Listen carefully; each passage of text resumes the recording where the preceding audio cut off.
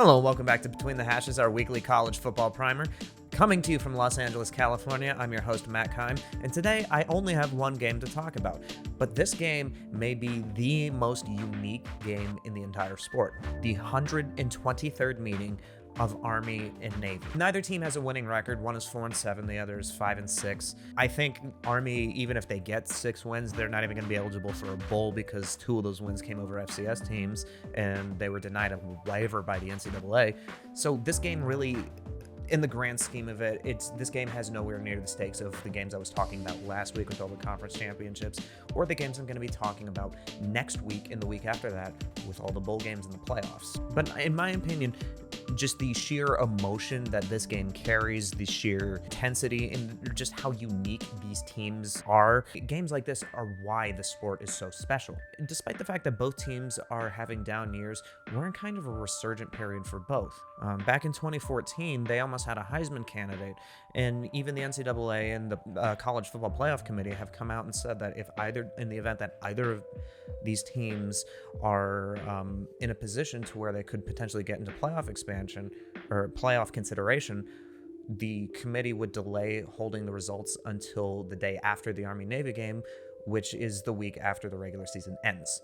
Despite the fact that most of these guys will not go into the NFL, and more of them, as a matter of fact, will soon find themselves serving out stints in whatever branch of the armed forces they're enrolled with, it kind of makes this game a little bit more special because for a lot of these guys, this is it. And this is also, like, the style of play is very, very unique at the service academies. And the main reason for this, for those of you that might not know, is because the service academies are unique from most other FBS programs in the sense that they have weight and physical restrictions that you have to abide by in order to stay in school. And there's also the requirement that you have to have a period of service in the military upon graduation from whatever school you're in, and this goes for Air Force too.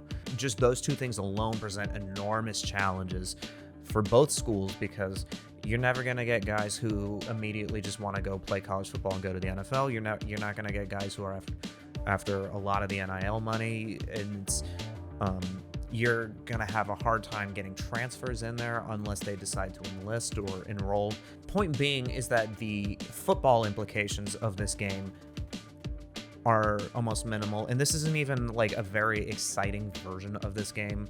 But even then, this year's teams are really not a whole lot to write home about. The highlight in the last month and a half for Navy is a mystifying upset over UCF.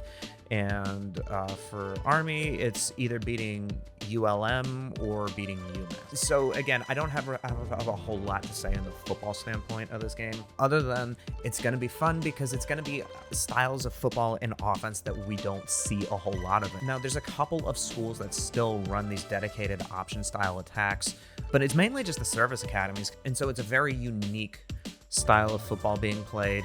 And it's such a traditional game that it's almost always must-watch television regardless of the quality of football in a lot of ways. So who do I think wins? I gotta be honest, I have no idea. They have similar rushing attacks, they have similar defensive stats. I think Navy is ranked a couple of spots higher than Army in that regard, and Navy's schedule is a little bit harder than Army's just due to the fact that they play in the American, and Navy plays Notre Dame every year. Honestly, Navy, despite the fact that they've only won 2 out of their last 5, they pushed Notre Dame to the brink. They upset UCF. They beat a bad Temple team. I'd say almost just from like a strength of schedule, it's a little bit more impressive, but that feels goofy to say because they only won 2 games in that stretch. As of a few days ago, when I initially started doing the pre-production for this video, the line was Army -1. I think it's now Navy 2.5, so I'm going to put up both of those graphics on there just for honesty's sake.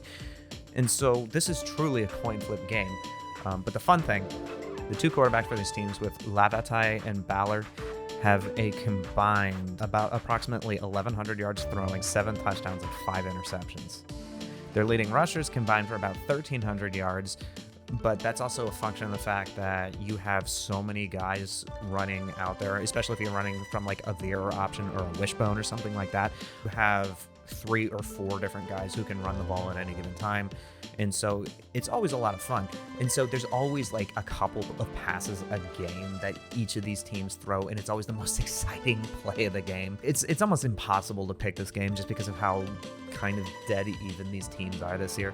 I think I lean Navy because even though they've won less games than Army in the past stretch, I think I like how they finished their season a little bit more than how I think Army finished their season. So go Navy, beat Army, I guess. So that's my prediction. Navy wins. Since the line's 2.5, they win, they cover. There is something else happening on Saturday night too. I would be remiss not to mention it. On Saturday night, we will be having the Heisman Ceremony. Real quick, the 4 finalists for this one are Stetson Bennett from Georgia, CJ Stroud from Ohio State, Max Duggan from TCU, and Caleb Williams from USC. The first thing I'll say is that both Blake Corum and Hendon Hooker deserve to be there. It's a little weird to me that they weren't. The second thing I'll say is that the Heisman has become entirely too quarterback focused, in my opinion. There are many years, Ndamukong Suh says hi, where you could easily have made an argument for a defensive player. And so every time a defensive player gets nominated, like Aiden Hutchins last year or Chase Young a couple years ago, it almost feels like an honorary placement as opposed to a legitimate nomination, because you know they're never going to win it. The last primarily defensive player to win it was Charles Woodson. So that's like my short little rant about the Heisman. One of the other weird things about the Heisman race this year is that a lot of the top candidates had kind of shaky last months of the season. So Hendon Hooker hurts his ACL, he's done. Like Corum has a knee injury, he's done for the season, and that's going to be something that affects Michigan going forward.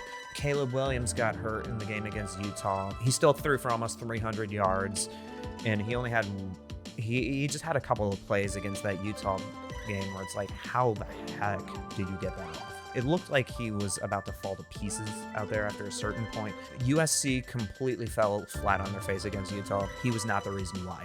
And then Max Duggan also lost his last game with that overtime loss to Kansas State. But if you're so like, there's no Heisman moment per se for any of these guys is what I'm trying to say. CJ Stroud, the last time we saw him, it was in the middle of a 3-touchdown loss to Michigan. The closest thing to like a real Heisman moment, I guess any of the top 5 or 6 vote getters got would have been Hendon Hooker against Alabama, but that was almost 2 months ago now. So from a narrative standpoint, it seems like public opinion has kind of been going all over the place. Me personally, I think I would give the nod to Caleb Williams regardless of what happened in that Pac-12 championship game, simply because, again, he was not the reason why they lost. Did his injury help the situation? No, but with how poorly USC's defense played in that game, I don't think that should have been put on the offense. Caleb Williams is my official favorite to win the Heisman. Not exactly going out on the limb. I think he's still the Vegas favorite to win it too. There's my prediction for the Heisman. So little bonus thing for you guys, because there is no other game to talk about this week. So no underrated game, no lightning round. I will be talking about bowls starting next week. I'm probably just going to focus on the New Year's Six, the playoff games, but I might talk about a few underrated games that might be a little fun to watch and maybe put a little something down on. Thank you for watching this week. Remember to tune in with all the drama surrounding the Washington Commanders as they go in for a rematch, a primetime rematch against the New York Giants next week after the bye. And remember, Ovi is getting closer and closer to 800, so stay tuned with All's Caps, hosted by former Capitals defenseman Carl Alsner and AP hockey writer Steve Wino. Remember, give us a like, comment, subscribe. Follow us on Empire Media on YouTube or wherever you get your podcasts. Thanks, guys, and enjoy the game.